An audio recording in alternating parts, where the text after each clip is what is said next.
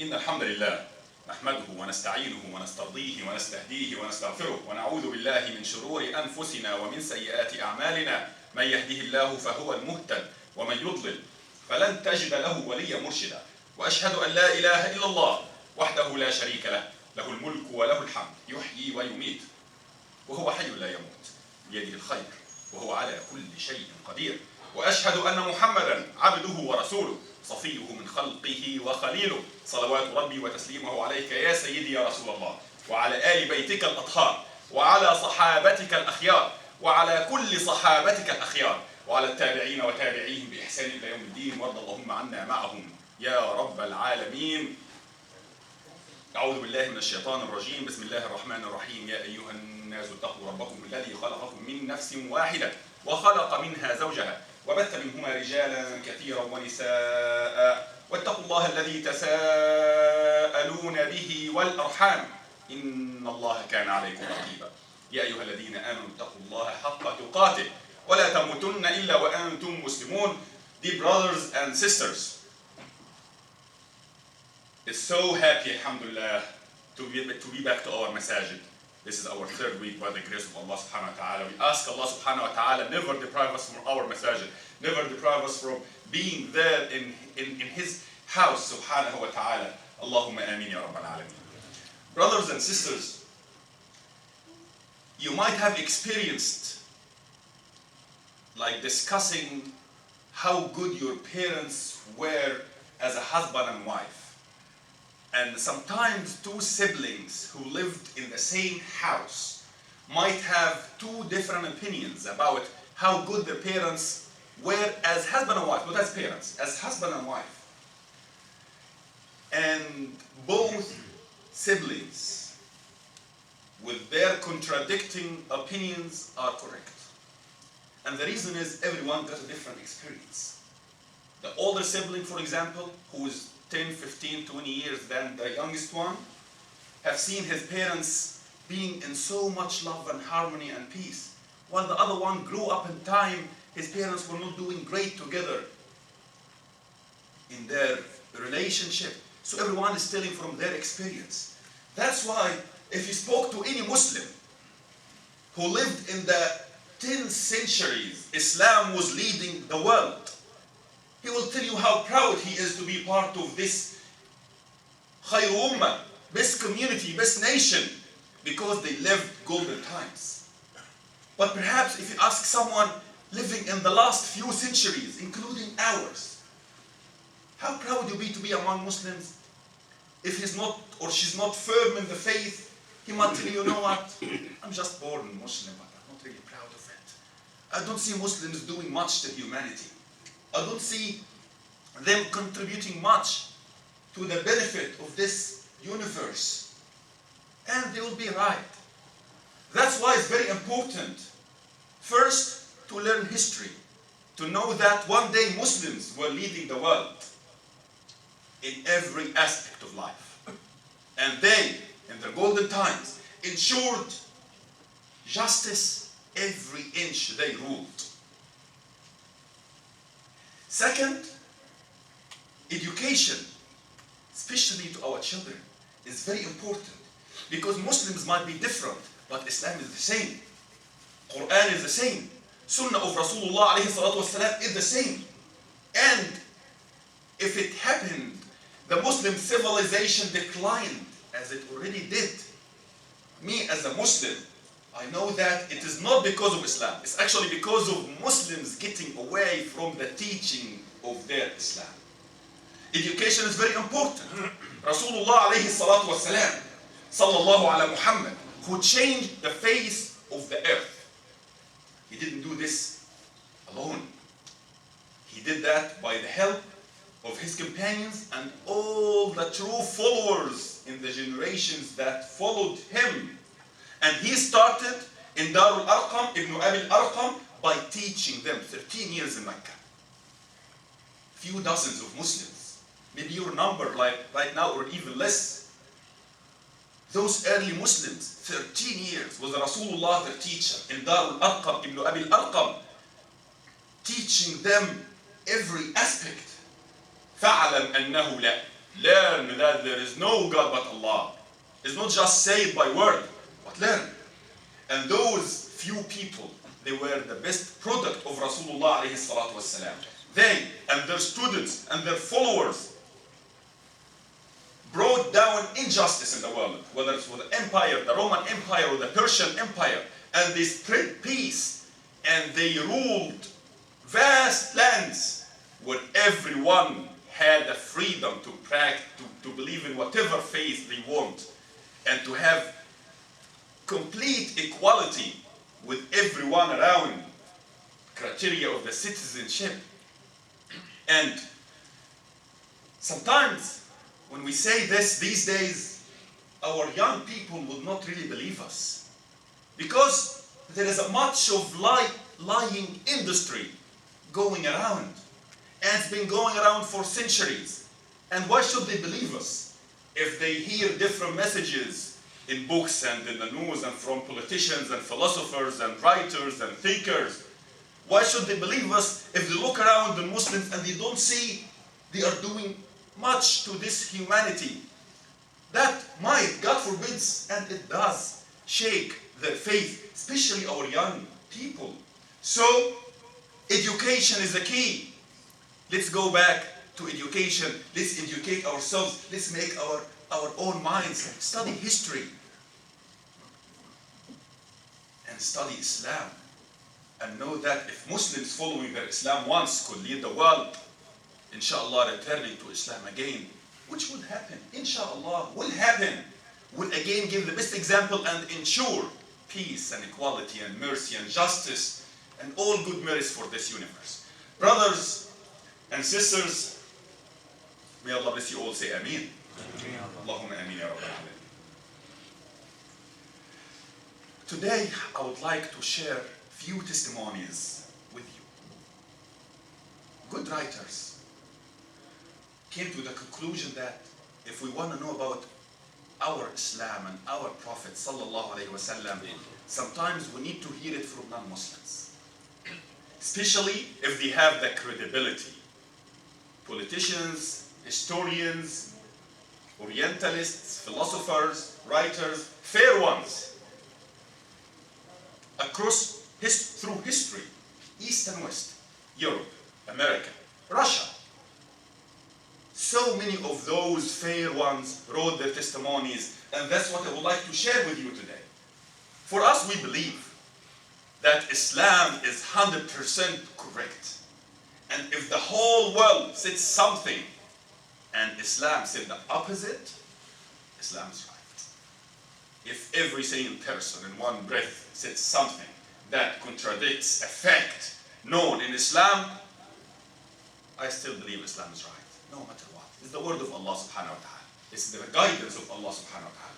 But for ourselves and for our youth, especially living in the West, we need to know some of the testimonies of those fair, even though they never believed in Islam, but they were fair in providing us the gist of their research and the findings of their studies.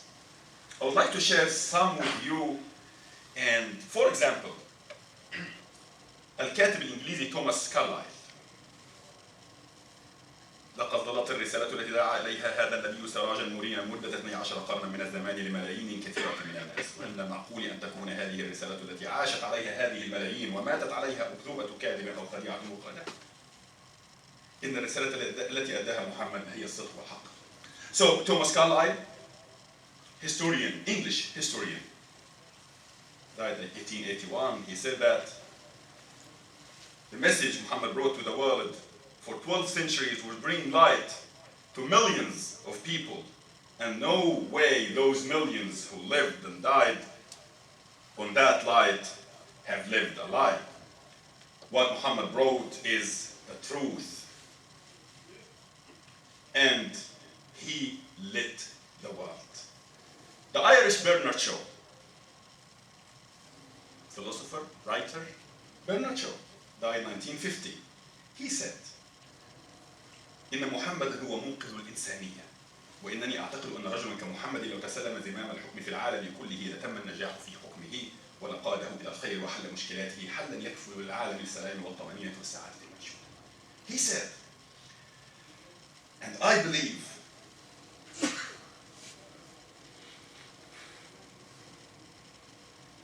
he said that Muhammad is the savior of humanity.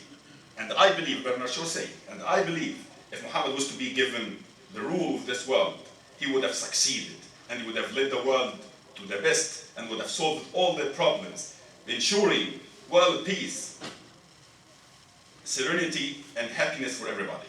And he said, I predict that the religion of Muhammad, that he said that in the 50s, the religion of Muhammad will be accepted in Europe sometime soon. And he said that Europe is about to fall in love with the Aqidah, faith of Muhammad. And Europe will turn into Islam gradually. And he said, in next centuries, Europe might go even further to say that Islam has the solution and the answer for all problems. And Islam is the fastest growing religion. After 50-something years, 60 years of that Bernard Shaw testimony, in the 2008 recession, while the Pope was visiting France, a French magazine by the name Challenges, I don't know the word in French, wrote that Islam is the answer and the solution for the crisis of capitalism, Western capitalism, not the instructions of the Pope. The magazine said, while the world is going through this financial crisis, the whole world need to get out of it. We need to read the text of Quran, Al-Quran, and if the bankers just applied the text of Quran there and its great concept of money does not produce money, like no usury, for sure you wouldn't have been where we are right now. And the Vatican magazine itself, another magazine, and forgive my pronunciation, Osservatore Romano, same year she said, or they wrote, the moral and ethical values which Islamic finance is grounded on should bring banks more to their clients, because they will teach bankers the real spirit of making it better for their clients. French poet Lamartine died 1969. He said Muhammad was a philosopher. What part of what he said? Philosopher and a public speaker and a legislator and a commander and a conqueror, and established 20 countries on earth and established one in heaven. He means like everybody going to one country with all its diversity, and brought them from so challenging and touched bottom nation to the top and made them leading in civility and knowledge and al-irfan, like being great. And he said, still the French poet, ولو كان مقياس العظمة في توحيد البشرية فمن أجدر بهذه العظمة من محمد. If the criteria for greatness is uniting humanity, no one did better than Muhammad in that, bringing Arabs and non-Arabs and everybody together. And if the criteria is applying the heavens guidance on earth, no one did that better than Muhammad, who abolished idolatry and made it only worshipping one God. And if the criteria is the military victory, Muhammad was the best in that. From an orphan, helpless, to a king and established a founder of emperor for 13 centuries. And he said, and if the criteria is to be remembered through generations, so Muhammad still remembered, and hundreds of millions with all the diversity all over the planet are still respecting and loving him. The same, another French Orientalist, Eldreman, he said, Muhammad came, and with the Quran revealed to him, people can find what they couldn't find from advice of philosophers, politicians, or sociologists. And sallallahu ala Muhammad. These are non-Muslims, fair non-Muslims, and where books are there. Under a survey, he said, Muhammad liberated women. Muhammad liberated women, and at the time he always talk about them nicely and gently, and go listen to his last sermon. That's what he said. And he said in his time, he came to a time when women to be inherited, and to be just inherited like other things. Men inherit them, and he made them independent and make them inherit and give them their due rights. And Comte Henri de Castries, another French, 1927 he passed away, when he said that they say Islam spread by sword, but there is no one proof that Muhammad made one nation, forced one nation into Islam. And there is no one incident he asked anyone to believe in him, and when they didn't, he, Rasulullah, tortured them.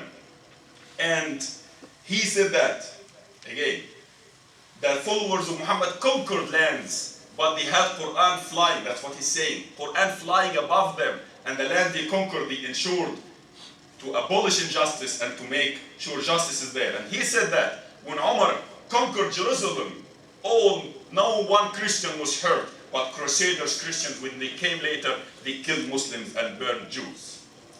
And he said that Islam spread in Asia 12th and 14th century without any fight. Even when they came to India, and they know that the Benares, a name of a city, sacred by the Indians, they respected that and left whatever they believed in, and it was mainly inhabited by Brahmins.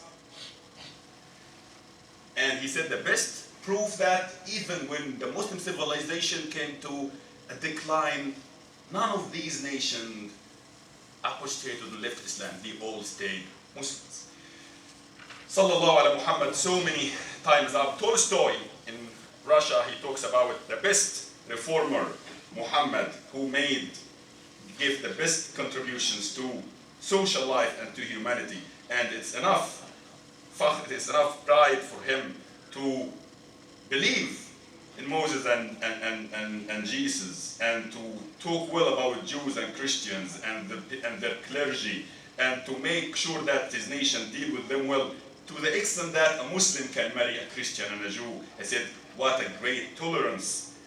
In Britannica, Encyclopedia Britannica, they wrote something. Gandhi said, and I'm concluding here about testimonies. He said that, Gandhi said, Mahatma Gandhi, he said that for being so close to Muslims, I always wanted to read about the noble prophet. I never had a chance. In South Africa, I didn't know how to read Urdu. I couldn't. But at the time I was in prison, I had time to read. And I came to the conclusion that Quran and Torah both are sacred books, and I made them sacred. I dealt with them as sacred ones the same way I deal with my Waida and Gita. And he said that Muhammad was a great prophet. And he said that he was oppressed, but he was brave, and he feared none but Allah. That's what Gandhi says. And he was poor, even though he could be the richest. And he said that I could not but shed tears reading about this great man who lived his life having his head high and working for the good and the best for humanity. Brothers and sisters, we're saying that education is a key. Teach your children, teach ourselves. Let's see how great our Islam is, because when I read the bibliography of Al-Allama Mohammed Iqbal, this man who studied philosophy, he became a professor, who was knighted as a sayer, this man who learned even in the West. What kept that man away from being deviated from his way of Islam? I believe it was his father's advice when he taught him Quran when he was little. And he said, Muhammad, read Quran as if it is revealed upon you. Read Quran as if it's revealed for you. And Mohammed Iqbal, the great Al-Allama, Sha'ir al-Islam, he was born in Sialkot, now Pakistan, but at his time it was no Pakistan, just India. This great Mohammed Iqbal, who left a legacy in English and Arabic and Urdu and Persian. What kept him strong and firm and never deviated and never deluded and never tricked by whatever around is he learned Quran as young, and he kept Quran there to protect him from being tricked into any other ideology. أقول قولي هذا وأستغفر الله العظيم.